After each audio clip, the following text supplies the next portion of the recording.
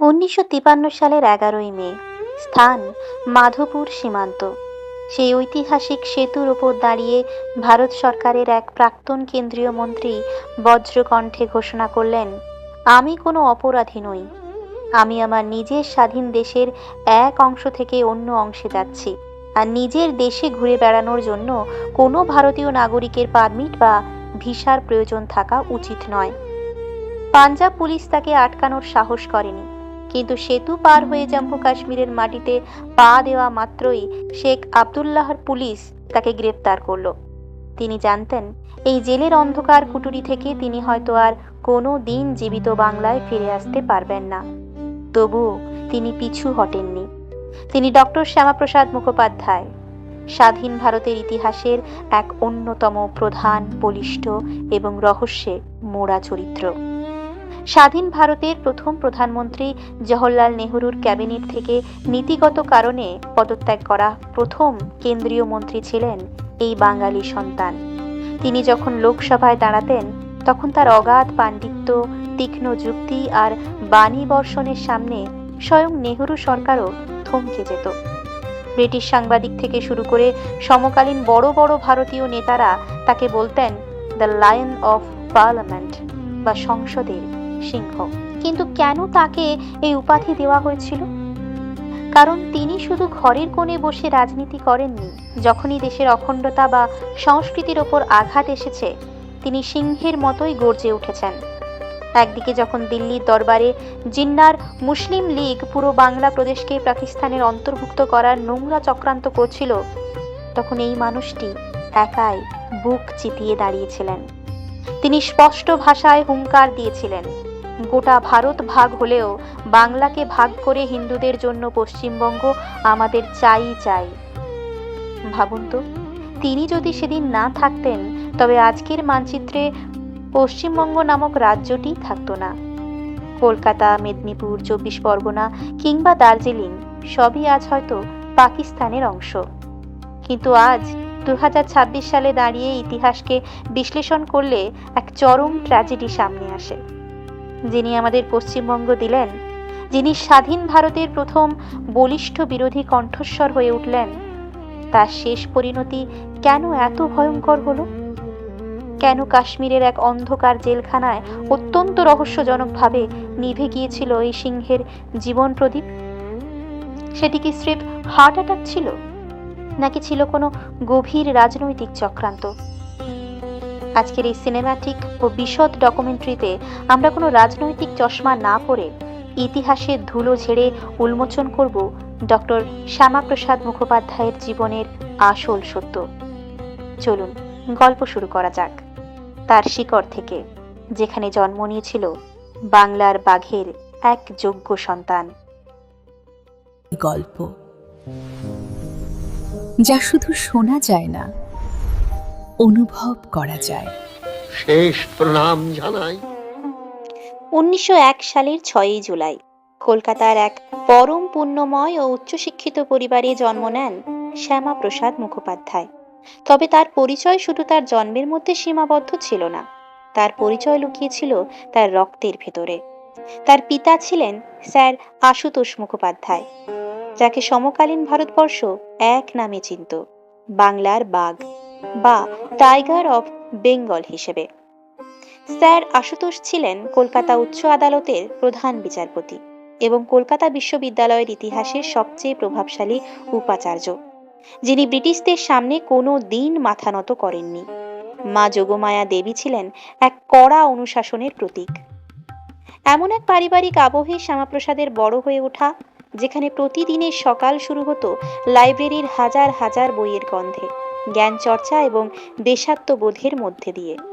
পিতা আশুতোষ ছিলেন তার জীবনের সবচেয়ে বড় আদর্শ এবং শিক্ষক। শ্যামাপ্রসাদ ছোটবেলা থেকেই ছিলেন অত্যন্ত শান্ত কিন্তু প্রখর মেধাবী। মিত্র ইনস্টিটিউশন থেকে প্রথম সারিতে প্রবেশিকা পরীক্ষা পাশ করার পর তিনি ভর্তি হন কলকাতার ঐতিহ্যবাহী প্রেসিডেন্সি কলেজে। সেখান থেকে 1921 সালে ইংরেজি সাহিত্যে প্রথম শ্রেণীতে প্রথম হয়ে বিএ অনার্স পাশ করেন। এখানে একটি অত্যন্ত চমৎকার পারিবারিক ও সাহিত্যিক গল্প রয়েছে। শ্যামাপ্রসাদ ইংরেজিতে প্রথম শ্রেণীতে প্রথম হওয়ার পর পিতা স্যার আশুতোষ খুশি তো হলেন, কিন্তু ছেলেকে একটি ঐতিহাসিক আদেশ দিলেন। তিনি বললেন, ইংরেজিতে পাণ্ডিত্য ভালো, কিন্তু নিজের মাতৃভাষাকে যদি সম্মান করতে না শেখো তবে সেই শিক্ষার কোনো মূল্য নেই। পিতার আদেশ শিরোধার্য করে শ্যামাপ্রসাদ কলকাতা বিশ্ববিদ্যালয় থেকে বাংলা ভাষা ও সাহিত্যে এমএ পরীক্ষা দেন এবং সেখানেও 1923 সালে প্রথম শ্রেণীতে প্রথম স্থান অধিকার করেন। এরপর তিনি আইন পাশ করেন এবং লিঙ্কনস ইন থেকে ব্যারিস্টারি ডিগ্রি নিয়ে ভারতে ফিরে আসেন। 1924 সালে মাত্র 23 বছর বয়সে শ্যামাপ্রসাদের জীবনে এক বড় বিপর্যয় নেমে আসে। তার পিতা স্যার আশুতোষ মুখোপাধ্যায়ের আকস্মিক প্রয়াণ ঘটে। পিতার মৃত্যুর পর তরুণের কাঁধে এসে পড়ে এক বিশাল ঐতিহ্য ও দায়িত্ব রক্ষা করার ভার। তিনি মাত্র 24 বছর বয়সে কলকাতা বিশ্ববিদ্যালয়ের সিন্ডিকেট সদস্য নির্বাচিত হন এবং বিশ্ববিদ্যালয়ের প্রশাসনিক কাজে নিজের অসাধারণ বুদ্ধিমত্তার পরিচয় দেন। আর এর ঠিক এক দশক পর 1934 সালে ভারতের শিক্ষা জগতে এক অভূতপূর্ব ঐতিহাসিক ঘটনা ঘটে। মাত্র 33 বছর বয়সে ডক্টর শ্যামাপ্রসাদ মুখোপাধ্যায় কলকাতা বিশ্ববিদ্যালয়ের উপাচার্য বা ভাইস চ্যান্সেলর হিসেবে নিযুক্ত হন। ভাবুন তো, আজকের দিনে দাঁড়িয়ে 33 বছর বয়সে একজন মানুষ বড়জোর নিজের কেরিয়ার গড়ার লড়াই করে। আর সেই বয়সে শ্যামাপ্রসাদ ভারতের প্রাচীনতম এবং বৃহত্তম বিশ্ববিদ্যালয়ের সর্বোচ্চ পদে আসীন হয়েছিলেন। তিনি ছিলেন কলকাতা বিশ্ববিদ্যালয়ের ইতিহাসের কনিষ্ঠতম উপাচার্য। কিন্তু তিনি শুধু পদের লোভে এই চেয়ারে বসেননি। তার লক্ষ্য ছিল পিতার অসমাপ্ত কাজকে পূর্ণ করা এবং ভারতীয় শিক্ষা ব্যবস্থাকে ব্রিটিশদের দাসত্ব থেকে মুক্তি করা। উপাচার্য হিসেবে তার 4 বছরের মেয়াদ 1934 থেকে 1938 ছিল কলকাতা বিশ্ববিদ্যালয়ের ইতিহাসের এক স্বর্ণযুগ। তিনি বিশ্বাস করতেন, শিক্ষা তখনই সার্থক হয় যখন তা মানুষের মাতৃভাষায় দেওয়া যায়।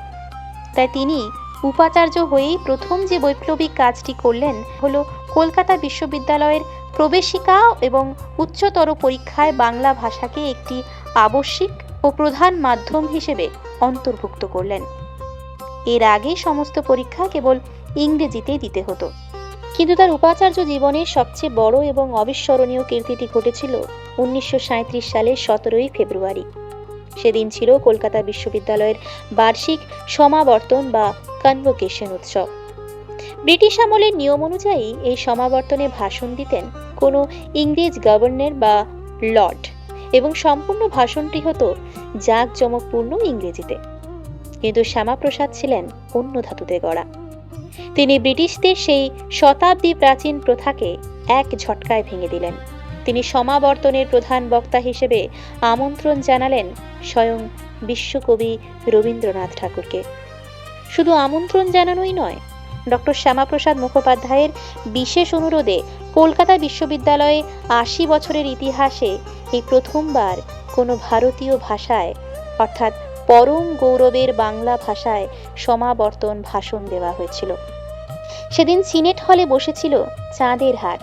রবীন্দ্রনাথ ঠাকুর যখন তার চেনা গম্ভীর ও সুরেলা কণ্ঠে বাংলার ভাষণ পড়তে শুরু করলেন, তখন উপস্থিত ইংরেজ সাহেবদের অহংকার যেন ধুলোয় মিশে গিয়েছিল।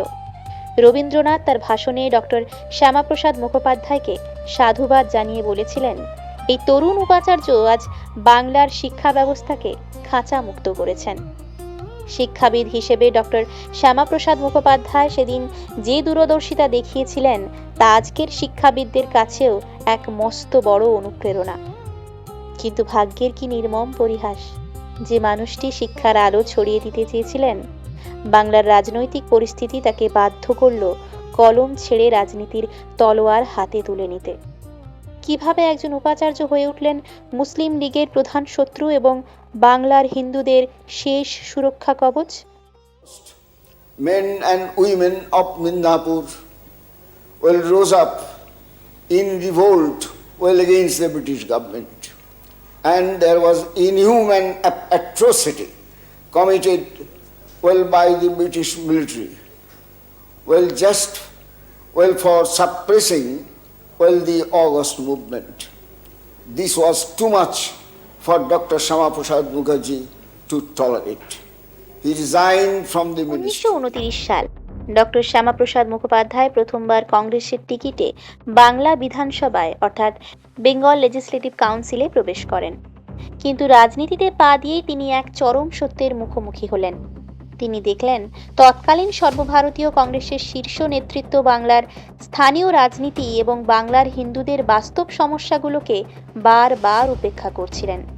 বিশেষ করে 1932 সালের কুখ্যাত কমিউনাল অ্যাওয়ার্ড বা সাম্প্রদায়িক বাটোয়ারার পর যখন বাংলায় হিন্দুদের রাজনৈতিক গুরুত্ব এক লহমায় কমিয়ে দেওয়া হলো, তখন কংগ্রেসের নীরবতা শ্যামাপ্রসাদকে তীব্র আঘাত করে।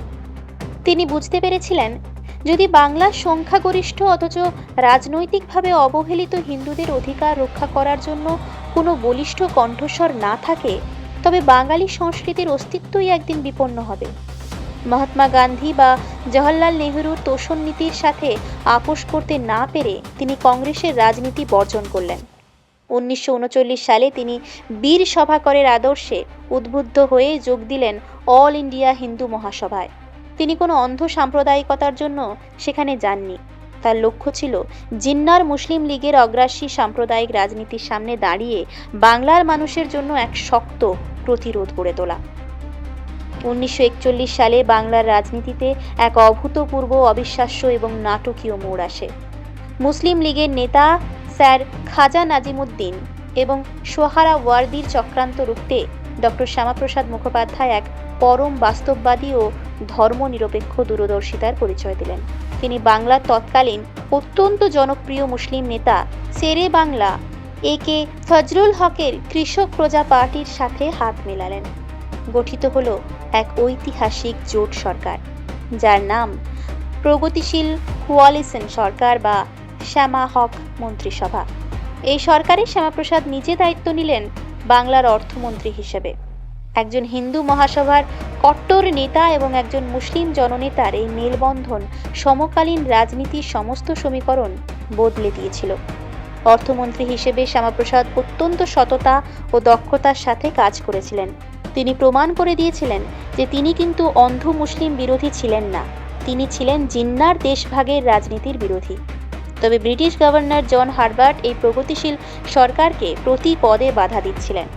1942 সালে যখন গান্ধীজির নেতৃত্বে ভারত ছাড়ো আন্দোলন শুরু হলো, তখন ব্রিটিশ সরকারের অমানসিক দমন পীড়নের প্রতিবাদে এবং মেদিনীপুরের ঘূর্ণিঝড় পীড়িত মানুষের পাশে দাঁড়াতে গভর্নরের সাথে সরাসরি সংঘাতে জড়িয়ে শ্যামাপ্রসাদ অর্থমন্ত্রীর পদ থেকে ইস্তফা দেন। তিনি ক্ষমতার চেয়ে আত্মসম্মান এবং দেশপ্রেমকে অনেক উঁচুতে স্থান দিয়েছিলেন। 1943 সাল বাংলার বুকে নেমে এলো মানব ইতিহাসের অন্যতম নিকৃষ্টতম ও কৃত্রিম বিপর্যয় 50-এর মন্বন্তর বা বেঙ্গল ফেমাইন। দ্বিতীয় বিশ্বযুদ্ধের অজুহাত দেখিয়ে উইনস্টন চার্চিল এবং ভারতের বড়লাট লিনলিথগোর কুখ্যাত পোড়ামাটি নীতির কারণে বাংলার প্রায় 30 থেকে 40 লক্ষ মানুষ না খেতে পেয়ে রাস্তায় মরে পড়ে রইল। চারিদিকে শুধু একটাই আওয়াজ, মা একটু ফ্যান দাও। এই চরম মানবিক সংকটের দিনে ডক্টর শ্যামাপ্রসাদ মুখোপাধ্যায় রুমে বসে রাজনীতির চাল চালেননি। তিনি নিজের সমস্ত রাজনৈতিক শক্তি ও প্রভাবকে এক করলেন। তিনি গঠন করলেন বেঙ্গল রিলিফ কমিটি এবং হিন্দু মহাসভা রিলিফ ফান্ড। তিনি ভারতের অন্যান্য প্রদেশের বড় বড় ব্যবসায়ী ও মুখ্যমন্ত্রীদের কাছে ব্যক্তিগতভাবে চিঠি লেখে এবং নিজে ছুটে গিয়ে আবেদন জানালেন চাল ও ডাল পাঠানোর জন্য। তার একক চেষ্টায় পাঞ্জাব ও উত্তরপ্রদেশ থেকে হাজার হাজার টন খাদ্যশস্য এসে পৌঁছালো বুভুক্ষ বাংলার বুকে। শুধু ত্রাণ দেওয়াই নয়, ব্রিটিশদের এই নৃশংসতার বিরুদ্ধে তিনি সিংহের মতো গর্জে উঠেছিলেন। বড়লাট লর্ড লিনলিথগোকে লেখা তার একটি দীর্ঘ চিঠি আজ ইতিহাসের অন্যতম বড় রাজনৈতিক দলিল। সেই চিঠিতে শ্যামাপ্রসাদ সরাসরি ব্রিটিশ প্রশাসনকে এই কৃত্রিম দুর্ভিক্ষের জন্য দায়ী করে লিখেছিলেন, আপনারা যুদ্ধের দোহাই দিয়ে বাংলার মানুষের মুখের গ্রাস কেড়ে নিচ্ছেন। এই লক্ষ লক্ষ মানুষের মৃত্যুর দায় আপনাদেরই নিতে হবে। তিনি ধর্ম বা জাতির বিচার না করে হিন্দু মুসলিম নির্বিশেষে বাংলার লাখ লাখ মানুষের মুখে অন্ন তুলে দিয়েছিলেন। 43-এর মন্বন্তরে তার এই অনন্য মানবিক রূপ বাংলার মানুষের মনে তার জন্য এক পরম শ্রদ্ধার আসন তৈরি করে দিয়েছিল। কিন্তু এই মন্বন্তরের ক্ষত শুকোতে না শুকোতেই বাংলার বুকে ঘনিয়ে আসছিল আরও এক বড় ঝড়।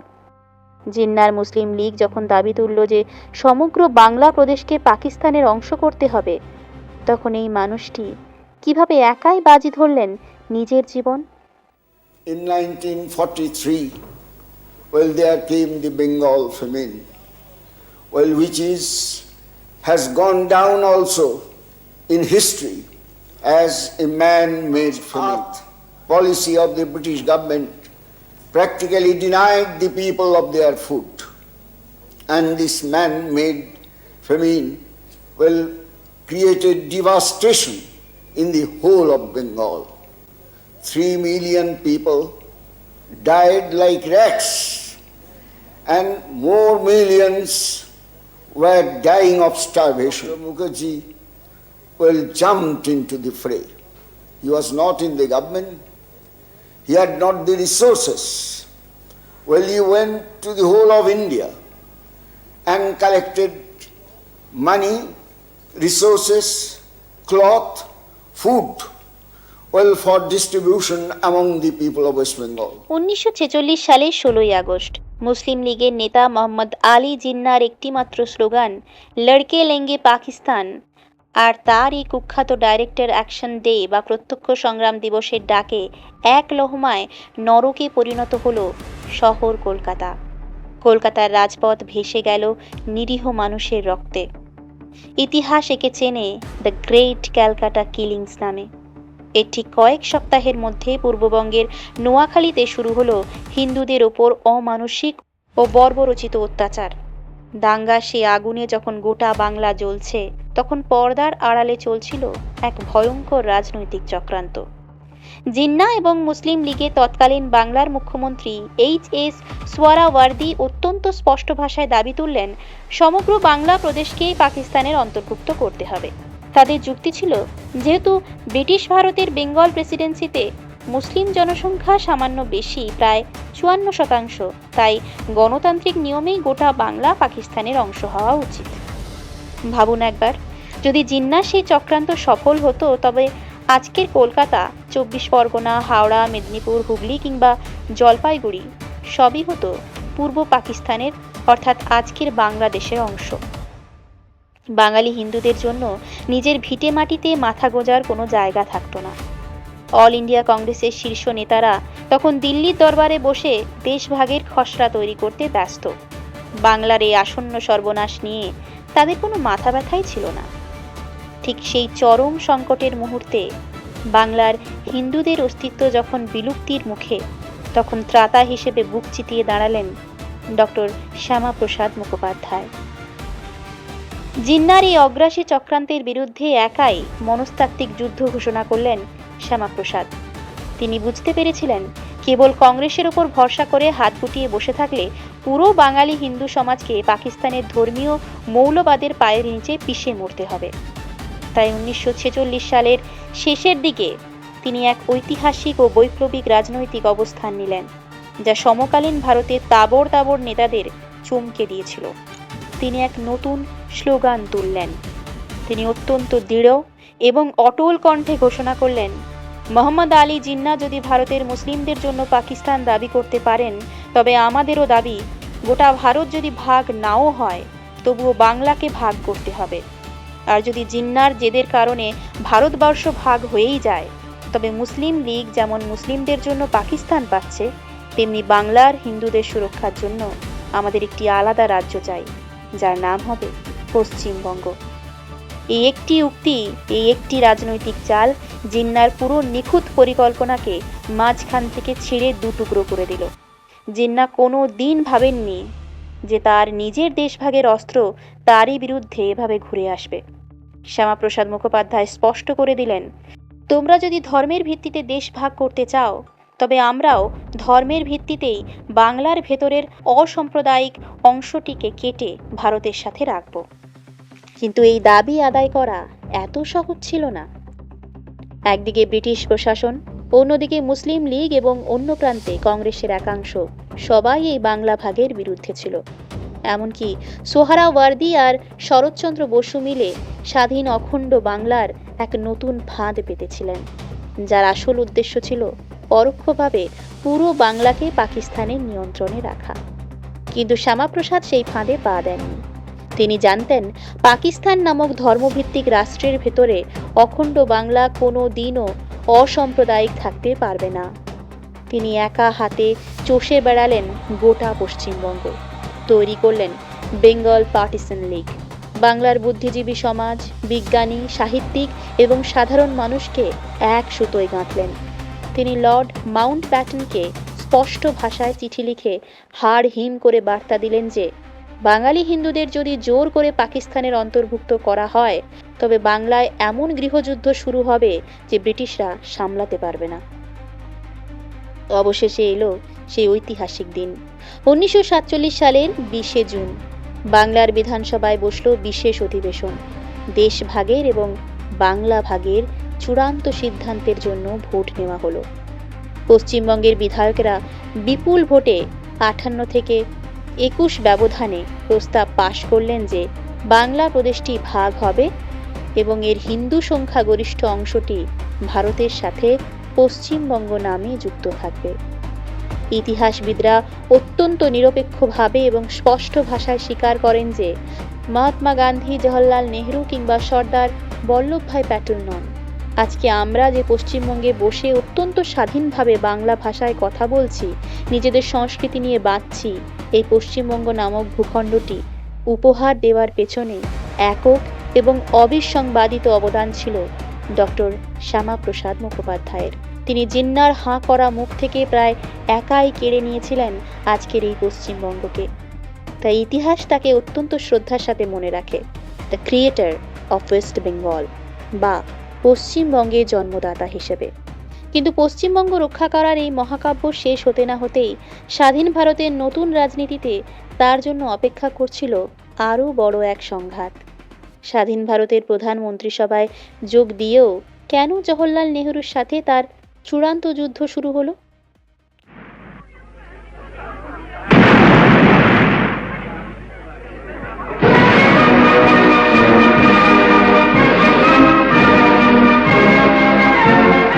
আগস্ট 1947 ভারতবর্ষের আকাশে উদিত হলো স্বাধীনতার এক নতুন সূর্য। দীর্ঘ 200 বছরের ব্রিটিশ দাসত্বের অবসান ঘটিয়ে এক স্বাধীন সার্বভৌম রাষ্ট্র হিসেবে ভারতের পথ চলা শুরু হলো। দেশের প্রথম প্রধানমন্ত্রী জওহরলাল নেহরু যখন তার প্রথম মন্ত্রিসভা বা ক্যাবিনেট গঠনের প্রস্তুতি নিচ্ছেন, তখন মহাত্মা গান্ধী এক অত্যন্ত গুরুত্বপূর্ণ ও দূরদর্শী পরামর্শ দিলেন। গান্ধীজি বললেন, এই নতুন ভারত কোনো নির্দিষ্ট একটি দলের নয়, তাই মন্ত্রিসভায় কেবল কংগ্রেসের নেতারা থাকবেন না। দেশের সবচেয়ে যোগ্য ও প্রতিভাবান ব্যক্তিত্বদের সেখানে জায়গা দিতে হবে, তাদের রাজনৈতিক আদর্শ যাই হোক না কেন। গান্ধীজির এই বিশেষ অনুরোধে এবং সর্দার প্যাটেলের সম্মতিতে জওহরলাল নেহরু তার প্রথম অন্তর্বর্তীকালীন সর্বদলীয় সরকারে অন্তর্ভুক্ত করলেন ডক্টর শ্যামাপ্রসাদ মুখোপাধ্যায়কে। তাকে দেওয়া হলো দেশের অত্যন্ত গুরুত্বপূর্ণ শিল্প সরবরাহ অর্থাৎ ministry of industry and supply মন্ত্রক। একজন অকংগ্রেসী এবং হিন্দু মহাসভার প্রচ্ছন্ন ভাবাদর্শের নেতা হওয়া সত্ত্বেও দেশের স্বার্থে এবং এক অখণ্ড ভারতের অর্থনৈতিক পুনর্গঠনের লক্ষ্যে শ্যামাপ্রসাদ এই গুরুদায়িত্ব সানন্দে কাঁধে তুলে নিলেন। আজকের যুগে দাঁড়িয়ে আমরা ভারতের যে আধুনিক শিল্প পরিকাঠামো এবং মেক ইন ইন্ডিয়ার জয় জয়কার দেখি, তার আসল ভিত্তিপ্রস্তর কিন্তু স্থাপন করেছিলেন এই বাঙালি সন্তান। শিল্পমন্ত্রী হিসেবে শ্যামাপ্রসাদ মুখোপাধ্যায় মাত্র 2.5 বছর ক্যাবিনেটে ছিলেন, কিন্তু সেই স্বল্প সময়েই তিনি ভারতের অর্থনৈতিক মানচিত্র বদলে দেওয়ার মতো কিছু সুদূর প্রসারী সিদ্ধান্ত নেন। তিনি বিশ্বাস করতেন রাজনৈতিক স্বাধীনতার কোনো মূল্য নেই যদি না দেশ অর্থনৈতিকভাবে স্বনির্ভর হতে পারে। তারই দূরদর্শিতা এবং একক প্রচেষ্টায় পশ্চিমবঙ্গের আসানসোলের কাছে গড়ে উঠল ভারতের প্রথম রাষ্ট্রায়ত্ত রেল ইঞ্জিন কারখানা চিত্তরঞ্জন লোকোমোটিভ ওয়ার্কস। শুধু তাই নয়, স্বাধীন ভারতের কৃষি ব্যবস্থাকে স্বয়ংসম্পূর্ণ করতে ঝাড়খণ্ডে তিনি প্রতিষ্ঠা করলেন এশিয়ার অন্যতম বৃহত্তম সার কারখানা সিন্দ্রি ফার্টিলাইজার ফ্যাক্টরি। এছাড়াও ভারতের প্রথম দূর যোগাযোগ ব্যবস্থা উন্নত করতে হিন্দুস্তান কেবলস এবং জাহাজ শিল্পে জোয়ার আনতে বিশাখাপত্তনম সিপিয়ার্ডের আধুনিকরণের কাজ তার হাত ধরেই শুরু হয়েছিল। তিনি প্রমাণ করে দিয়েছিলেন যে তিনি কেবল একজন বাগ্মী নেতাই নন, তিনি ছিলেন আধুনিক ভারতের এক অন্যতম শ্রেষ্ঠ দূরদর্শী স্থপতি। কিন্তু এই রাষ্ট্র গঠনের মহোৎসবের আড়ালে এক ভয়ঙ্কর ঝড় ধেয়ে আসছিল। 1950 সালের শুরুর দিকে পূর্ব পাকিস্তানে অর্থাৎ আজকের বাংলাদেশে আবার নতুন করে হিন্দুদের ওপর ব্যাপক ও বর্বরচিত সাম্প্রদায়িক দাঙ্গা শুরু হয়। লক্ষ লক্ষ উদ্বাস্তু বাঙালি হিন্দু নিজেদের ভিটে মাটি ধন সম্পদ হারিয়ে চড়া দামে জীবন বাজি রেখে পশ্চিমবঙ্গে আসতে শুরু করেন। শিয়ালদহ স্টেশনে তখন হাজার হাজার ঘর ছাড়া মানুষের কান্নায় শ্মশানে পরিণত হয়েছে। ক্যাবিনেট মন্ত্রী হিসেবে শ্যামাপ্রসাদ দাবি করলেন, পাকিস্তান সরকারকে এই নৃশংসতার জন্য কড়া জবাব দিতে হবে। প্রয়োজনে পূর্ব পাকিস্তানের ওপর অর্থনৈতিক ও কূটনৈতিক চাপ সৃষ্টি করতে হবে। কিন্তু প্রধানমন্ত্রী জওহরলাল নেহরু সম্পূর্ণ ভিন্ন এক নরম পথ বেছে নিলেন। তিনি পাকিস্তানের প্রধানমন্ত্রী লিয়াকত আলী খানকে দিল্লিতে ডেকে এনে সই করলেন অত্যন্ত বিতর্কিত ও একপাক্ষিক নেহেরু লিয়াকত চুক্তি। এই চুক্তিতে বলা হলো, দুই দেশই নিজ নিজ দেশের সংখ্যালঘুদের সুরক্ষার দায়িত্ব নেবে। শ্যামাপ্রসাদ এই চুক্তিকে তীব্র ভাষায় প্রত্যাখ্যান করলেন। তিনি নেহেরুর মুখের উপর দাঁড়িয়ে বললেন, এই চুক্তি আসলে পূর্ব পাকিস্তানের লক্ষ লক্ষ নির্যাতিত হিন্দু উদ্বাস্তুদের পিঠে এক চরম ঐতিহাসিক ছুরি মারার শামিল। পাকিস্তান একটি কট্টর ইসলামিক রাষ্ট্র। তারা কোনোদিনও তাদের অমুসলিম নাগরিকদের সুরক্ষা প্রতিশ্রুতি রক্ষা করবে না। নেহেরুর এই চরম তোষণ নীতি এবং মেরুদণ্ডহীন কূটনীতির প্রতিবাদে ডক্টর শ্যামাপ্রসাদ মুখোপাধ্যায় কেন্দ্রীয় মন্ত্রীর পদ থেকে ইস্তফা দেন। স্বাধীন ভারতের ইতিহাসের নীতি ও আদর্শের খাতিরে কোনো কেন্দ্রীয় মন্ত্রীর পদত্যাগ করার ঘটনা এটিই ছিল প্রথম। তিনি এক লহমায় রাজকীয় ক্ষমতার চেয়ার লাথি মেরে ছুঁড়ে ফেলে দিয়ে রাজপথের লড়াই বেছে নিলেন। মন্ত্রিত্ব ছাড়ার পর শ্যামাপ্রসাদ বুঝলেন, নেহরুর এই একচ্ছত্র ক্ষমতার বিরুদ্ধে যদি দেশে একটি শক্তিশালী বিরোধী রাজনৈতিক দল গড়ে তোলা না যায়, তবে ভারতের গণতন্ত্র একদিন বিপন্ন হবে। এই উদ্দেশ্যে তিনি আরএসএস প্রধান এম.এস. গোলওয়ালকারের সাথে দীর্ঘ আলোচনা করলেন। অবশেষে 1951 সালের 21শে অক্টোবর দিল্লির রাঘু মল বালিকা বিদ্যালয়ে এক ঐতিহাসিক সভার মাধ্যমে জন্ম নিল এক নতুন সর্বভারতীয় রাজনৈতিক দল, ভারতীয় জনসংঘ, যার প্রথম সভাপতি নির্বাচিত হলেন ডক্টর শ্যামাপ্রসাদ মুখোপাধ্যায় নিজেই। এই জনসংঘের প্রতীক ছিল একটি জ্বলন্ত প্রদীপ। 1952 সালে স্বাধীন ভারতের প্রথম সাধারণ নির্বাচনে এই নতুন দল অংশগ্রহণ করে এবং মাত্র 3টি আসন পায়, যার মধ্যে একটিতে স্বয়ং শ্যামাপ্রসাদ দক্ষিণ কলকাতা কেন্দ্র থেকে বিপুল ভোটে জয়ী হয়ে লোকসভায় প্রবেশ করেন। মাত্র 3 জন সংসদ নিয়ে লোকসভায় বসার পরেও নিজের প্রখর বুদ্ধিমত্তা আর ব্যক্তিত্বের জোরে তিনি হয়ে উঠলেন সমগ্র বিরোধী শিবিরের অবিসংবাদিত নেতা। কিন্তু এই জনসংঘ প্রতিষ্ঠায় ছিল তার জীবনের শেষ মহাকাব্যের সূত্রপাত। কাশ্মীরের অখণ্ডতা রক্ষা করতে গিয়ে কিভাবে এই সংসদের সিংহ এক ভয়ঙ্কর ও রহস্যময় ফাঁদের দিকে এগিয়ে যাচ্ছিলেন। মৃত্যু প্রসঙ্গ সম্বন্ধে, কিন্তু সেটা সম্বন্ধে কি আমরাই জানি? কেননা সেটা তো সবই কুহেলিকাচ্ছন্ন হয়ে আছে। তাকে জওহরলালও বলছেন, শেখ আবদুল্লাহ বলছে তুমি কমিউনাল, বলে আমি কমিউনাল হই, যাই হোক ওখানে কি ঘটছে বলো। এখানে রেখে দিলে তাকে আর্ম গার্ড দিয়ে তার বাইরে যেতে পারে না। উনি যা চিঠিপত্র লিখতেন, সেই চিঠি কখনো আসতো না। মার চিঠিগুলো বেশি করে আটকে রেখে, তারপরে ওর কী অসুখ হলো, কবে অসুখ হলো, কী চিকিৎসা হলো কেউ জানি না। একদিন হঠাৎ কাগজে খবর বেরোলো একসঙ্গে যে তিনি মারা গেছেন এবং তিনি অসুস্থ, হাসপাতালে গেছেন। একসঙ্গে মারা যাওয়ার সঙ্গে সঙ্গে সেই খবর একই কাগজে বেরোলো এবং বাড়িতেও তখন খবর দিলে যে Shyamaprasad Mukherjee is dead, what is to be done with his body.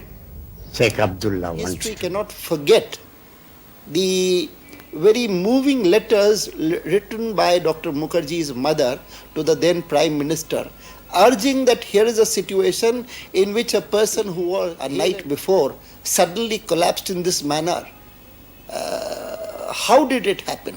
So the minimum that this government owes to the people of India is to have an inquiry made into it.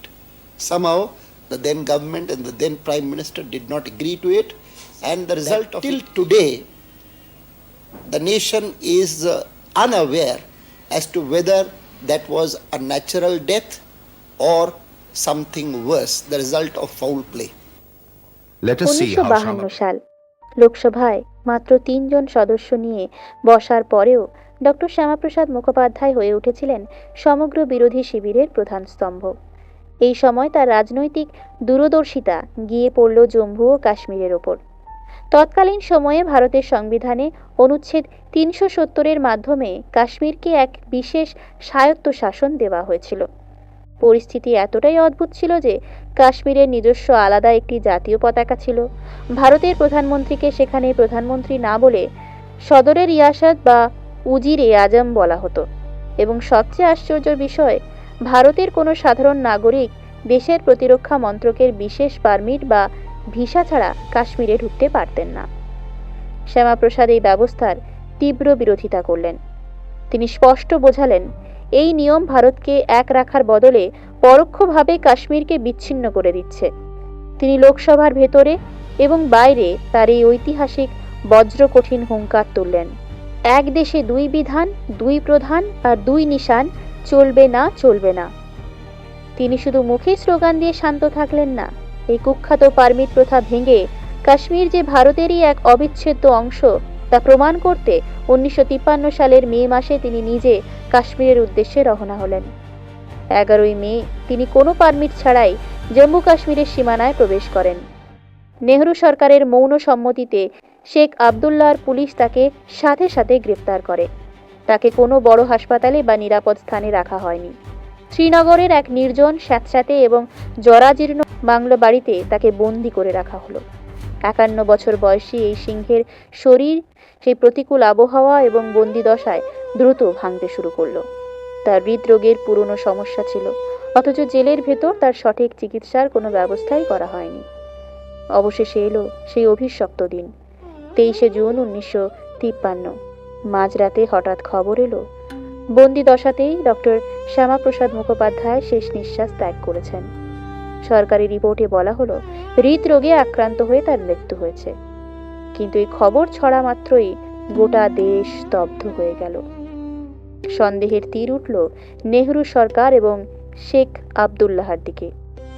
কেন একজন আন্তর্জাতিক স্তরের নেতাকে কোনো ট্রায়াল ছাড়া এভাবে বন্দি রাখা হলো? কেন তার হার্টের অসুখ জানা সত্ত্বেও তাকে ভুল ইঞ্জেকশন দেওয়া হয়েছিল বলে অভিযোগ উঠল? শ্যামাপ্রসাদের বৃদ্ধা মাতা যোগমায়া দেবী সরাসরি প্রধানমন্ত্রী জওহরলাল নেহরুকে চিঠি লিখে নিরপেক্ষ বিচার বিভাগীয় তদন্তের দাবি জানিয়েছিলেন। কিন্তু রহস্যজনকভাবে নেহরু সরকার সেই তদন্তের দাবি সম্পূর্ণ খারিজ করে দেয়। আজ এত বছর পরেও ইতিহাসের পাতায় শ্যামাপ্রসাদ মুখোপাধ্যায়ের এই চলে যাওয়া স্বাধীন ভারতের সবচেয়ে বড় এবং অমীমাংসিত এক রাজনৈতিক হত্যাকাণ্ডের রহস্য হয়েই রয়ে গেছে। ডক্টর শ্যামাপ্রসাদ মুখোপাধ্যায়ের ডানপন্থী আদর্শ নিয়ে বিতর্ক থাকতে পারে, তার রাজনীতি নিয়ে সমালোচনা থাকতে পারে, কিন্তু ধ্রুব সত্যকে কোনো বাঙালি, কোনো ইতিহাসবিদ অস্বীকার করতে পারবেন না যে আজকে আমরা যে পশ্চিমবঙ্গ রাজ্যে বসে বাংলা ভাষায় কথা বলছি, স্বাধীনভাবে নিজেদের অস্তিত্ব টিকিয়ে রেখেছি, তার ভৌগোলিক মানচিত্রটি এই মানুষটিরই একক লড়াইয়ের ফসল। ইতিহাসের এই মহান স্থপতিকে কি স্বাধীন ভারত বা আমাদের এই পশ্চিমবঙ্গ তার সঠিক পাওনা সম্মান দিতে পেরেছে, নাকি ক্ষমতার রাজনীতির চক্করে তার এই বিশাল অবদানকে ইতিহাসের পাতা থেকে ধামাচাপা দেওয়া হয়েছে? সংবাদ পাওয়া গেল, শ্যামাপ্রসাদের মরদেহ কাশ্মীর থেকে দমদম বিমান ঘাঁটিতে আসবে বেলা 3টের সময়। কাতারে কাতারে লোক ছুটে আসে বিমান ঘাঁটিতে, কিন্তু বিমানপথ এসে পৌঁছয় না রাত্রি 9টার পূর্বে। রাত্রিকালেই সেখান থেকে শোকযাত্রা শুরু হয়। প্রভাতে ভবানীপুরে শ্যামাপ্রসাদের বাটির সম্মুখে রাজপথে অগণিত আবাল বৃদ্ধ বনিতা ব্যাকুল হয়ে ছুটে আসে তাদের প্রিয় নেতা শ্যামাপ্রসাদকে একবার শেষ দর্শন করতে। বাংলার বীর শ্রেষ্ঠ নেতা, বাঙালির চিরপ্রিয় শ্যামাপ্রসাদ, হে বিমুক্তাত্মা ব্রাহ্মণ, তোমাকে আমরা আমাদের শেষ প্রণাম জানাই।